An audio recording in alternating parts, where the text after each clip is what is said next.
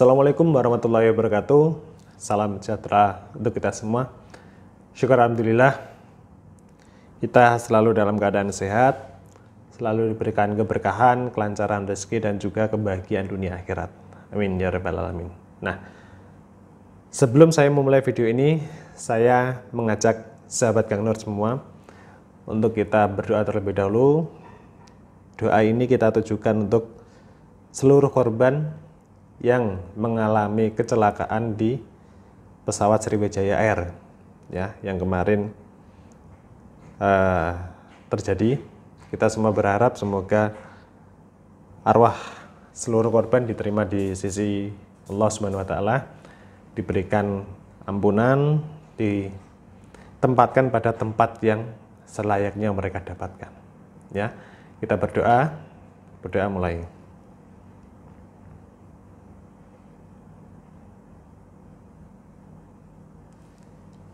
Amin. Ya,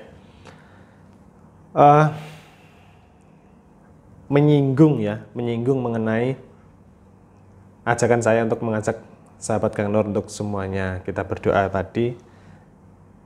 Saya mengajak sahabat tidak maksud tidak lain adalah kita turut berbelasungkawa, ya, turut berbelasungkawa sekaligus pada video kali ini saya ingin menjawab request, ya.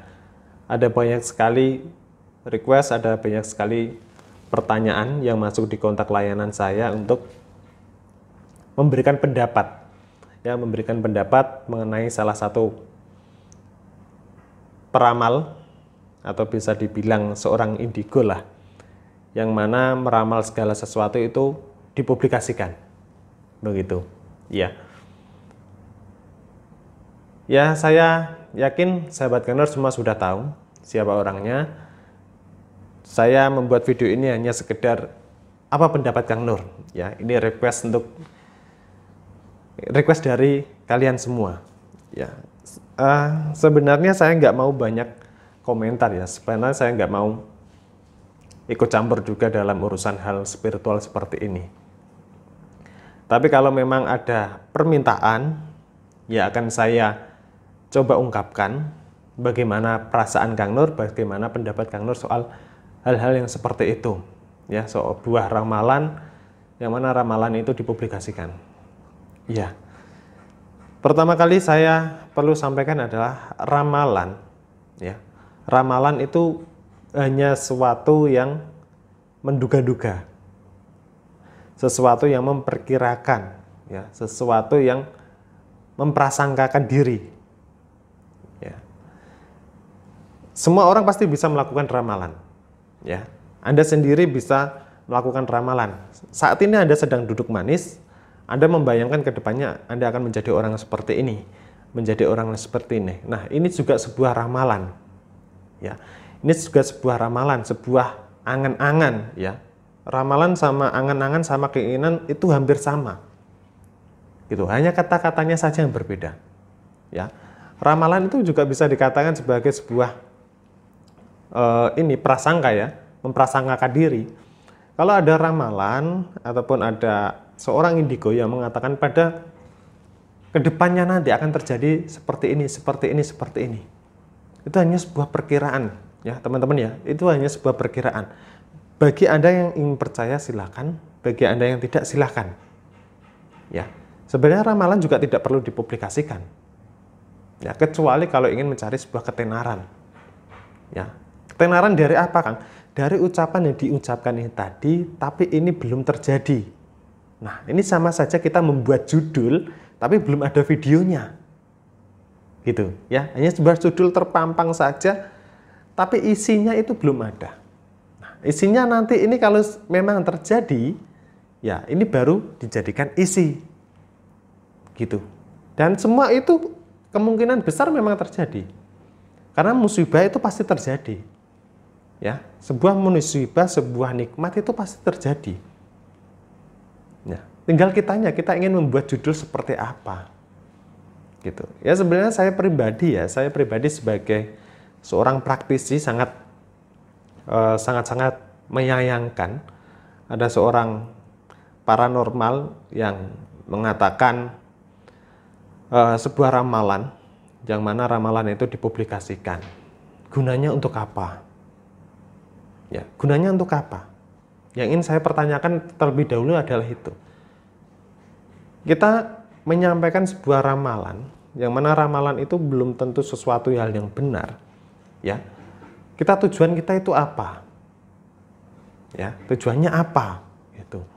Apakah hanya sekedar untuk membuat berita, ingin membuat suatu kehebohan, ya, ingin membuat ataupun mengalihkan sudut pandang masyarakat, atau untuk apa? Gitu. Yang jadi pertanyaan pertama kali itu, ya. Membuat ramalan dengan cara dipublikasikan itu tujuannya untuk apa? Kalau nggak ada manfaat atau nggak ada keberkahan, tidak ada hikmah dari apa yang kita sampaikan, buat apa kita sampaikan? Ya, cukup menjadi konsumsi pribadi.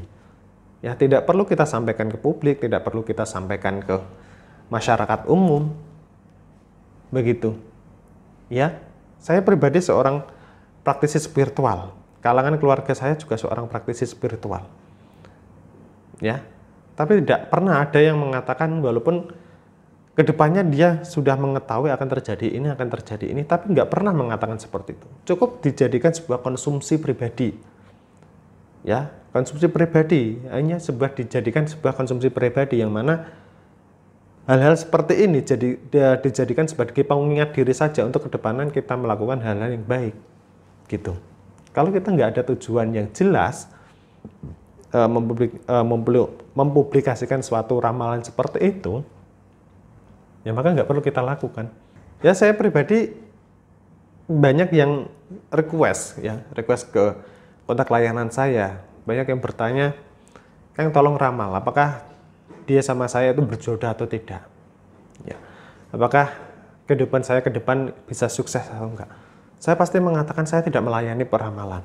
Ya, itu sesuatu hal yang menjadi pantangan bagi diri saya. Ya, pantangan ini diajarkan oleh guru-guru saya, oleh keluarga saya pribadi gitu.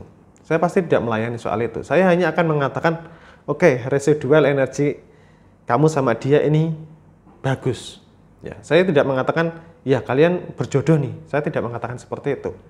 Ya, saya tentu mengatakan apa yang saya lihat. Kalau residual kalian ini bagus, ya maka saya sampaikan gitu. Tapi saya tidak menjamin kalian berjodoh. Gitu. Begitu juga kedepannya ya. Kehidupan kamu juga kedepannya akan seperti ini, tidak. Saya tidak mengatakan seperti itu. Saya pasti mengatakan kondisi energi kamu saat ini bagus. Insya Allah mudah-mudahan kedepannya juga semakin bagus, semakin meningkat. Gitu. Saya tidak pernah mengatakan ramal-ramalan seperti itu. Dan saya pribadi sebagai praktisi spiritual sedikit menyayangkan kenapa harus ada hal seperti itu.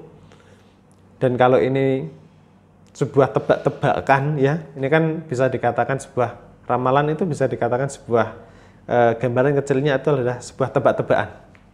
Ya, saya menebak ke depan nanti akan terjadi seperti ini. Nah, kalau ini terjadi, ya, dan itu secara terus-menerus, nah, maka kita nanti akan dianggap sebagai orang yang sakti. Ya, dan juga ini meramal, ya, perlu digarisbawahi. Meramal sama dengan mendahului kehendak Tuhan. Kalau kita meramal, kita mendahului kehendak Tuhan. Lantas di mana mukjizat ataupun lantas di mana kuasa Tuhan sebagai pemegang makhluk hidup? Ya, segala-galanya yang ada di bumi ini, yang ada di dunia ini. Di mana perannya? Kalau kita sudah menebak hal-hal seperti itu. Gitu. Ya mungkin banyak orang yang mengatakan, tapi kan itu kan sebuah keahlian, ya. Tapi kan itu kan sebuah kelebihan yang diberikan Tuhan kepada dia, yang memang seharusnya dia gunakan untuk itu. Kata siapa dia harus digunakan untuk itu? Ya, Tuhan tentunya memberikan suatu kelebihan, tentunya itu supaya digunakan untuk kepribadian dirinya sendiri, supaya bisa membantu masyarakat banyak. Ya, bukan membuat suatu hal yang besar, ya, bukan digunakan untuk membuat sesuatu hal yang berlebihan, apalagi membuat sesuatu hal yang membuat orang ini menjadi was-was, gitu. Ya, pasti begitu. Dan hanya mungkin saya nggak mau banyak komentar ya. Saya ingin sedikit menyampaikan apa yang Kang Nur rasakan, apa yang Kang Nur, apa pendapat Kang Nur saat ini. Ya, pendapat saya hanya itu. Saya tidak mau banyak berkomentar. Mungkin sahabat Kang Nur, teman-teman Kang Nur pasti memiliki pendapat tersendiri. Ya, pendapat Anda apa? Silakan Anda tulis di kolom komentar. Ya, supaya saya paham, supaya saya tahu sebenarnya masyarakat kita ini atau orang-orang yang menonton video Kang Nur ini masih dalam tahap keimanan yang sekuat apa, gitu ya. Apakah mempercayai sebuah ramalan atau tidak, gitu ya. Dan mungkin itu dulu yang bisa saya sampaikan. Semoga kedepannya kita bisa menjadi pribadi yang lebih baik, lebih sehat, dan juga bisa berpikir waras. Ya, itu saja ya. Sampai ketemu di video selanjutnya. Wassalamualaikum warahmatullahi wabarakatuh.